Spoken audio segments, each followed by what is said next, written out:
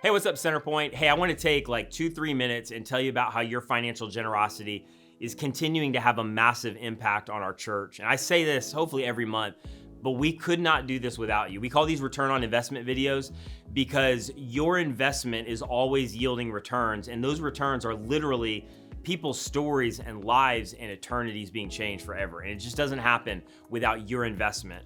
About 4 or 5 weeks ago, I talked to you about Easter, which was really one of our most incredible Easters ever. Felt kind of the first time it's been normal in 2 years. We had hundreds and hundreds of people here, an overflow at the 11 a.m., and so many people make decisions to follow Jesus. One of the things I keep saying is we're in a season where we are reaching more people who've been away from the church or wanted nothing to do with it than ever before. Really, we're reaching people nobody else is reaching.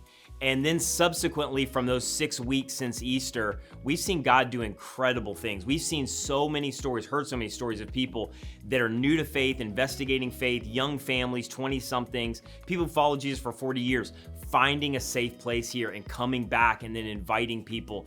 And it's been incredible to watch. We're going to celebrate more baptisms this weekend. We're growing right now at a time when generally you don't grow. In fact, we had our CC Kids Wacky Weekends, which is a thing we do all throughout June. We had our second largest kids attendance this last Sunday, which is absolutely incredible. And all of that is funded and fueled by you. If you're not a part of that, you maybe don't really know what's going on there, but it is incredible and it requires your generosity to make it happen. A couple other things I wanted to mention to you in terms of specifically Next Generation. We're about to take kind of our first big camp trip with middle school, high school. We have 40 plus people going on that trip. It's a lot of money. It's going to make a massive impact.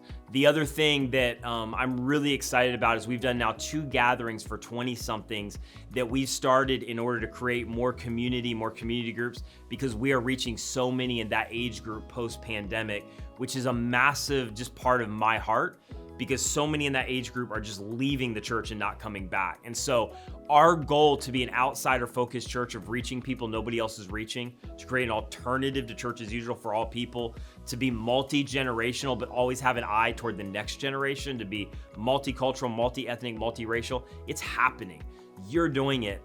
And we're coming out of the pandemic, I'll put that in quotes, in a way that we've prayed for and dreamed for, and I really believe our best days are ahead. And one story I'll share with you, just because it really resonated with me, was a young couple. They're about to have their first child. He's got a really long kind of church background. She didn't grow up in the church. So it's been really hard for them to find a place where he could be inspired and grow, and that she kind of understood the language and the subculture, and church can be weird. And he wrote this to me after being here just for a few weeks. They've been here for about a month plus now. And he said, "We've been significantly impacted by what CC is doing in a really profound way." And then he went on to talk about the fact they're about to have their first kid, and they had watched a baptism several weeks ago, and said that one of the stories told in that baptism really highlighted for them that CC is about creating environments that makes it easy for the next generation to have faith, and they want to be a part of a church like that. And so thank you for creating that. Thank you for believing in this mission to tear away every unnecessary barrier for people to find life, freedom in Jesus. And I'll just kind of paraphrase Jesus. Happier is the person that gives their life away, gives their stuff away, is generous rather than receives. And I know so many of you already know that because you're doing it, you're experiencing it.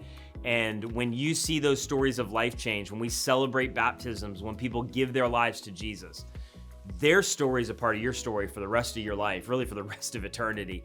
Like what we do right now, it matters. And I think the greatest days of our church in this mission are ahead of us. So thank you for what you're doing. And I just want to encourage you as we head into the summer, so many people economically are hurting. We're footing the bill for so many people who don't have a church background. So it's more important for us than ever to step up as part of this movement, to be percentage, priority, systematic givers, meaning pick a percentage, give it away, make it a priority, give it away first, which is what me and my family and hundreds of others do, and then do it systematically. And let's really go through this summer strong and prepare for what I think might be one of our greatest and largest growth seasons ever as we come toward this fall. And so I love you guys. Thank you again for believing in this mission, and thank you so much for being generous.